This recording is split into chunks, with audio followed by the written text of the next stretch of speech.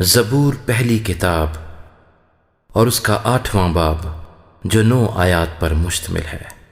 میر مغنی کے لیے گتیت کے سر پر داؤد کا مزمور۔ اے خداوند ہمارے رب، تیرا نام تمام زمین پر کیسا بزرگ ہے۔ تو نے اپنا جلال آسمان پر قائم کیا ہے۔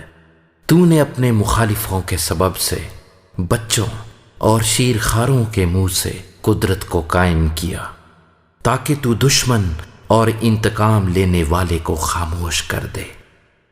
جب میں تیرے آسمان پر جو تیری دستکاری ہے اور چاند اور ستاروں پر جن کو تو نے مقرر کیا غور کرتا ہوں، تو پھر انسان کیا ہے کہ تو اسے یاد رکھے، اور آدم ذات کیا ہے کہ تو اس کی خبر لے، کیونکہ تو نے اسے خدا سے کچھ ہی کمتر بنایا ہے، اور جلال اور شوکت سے اسے تاجدار کرتا ہے۔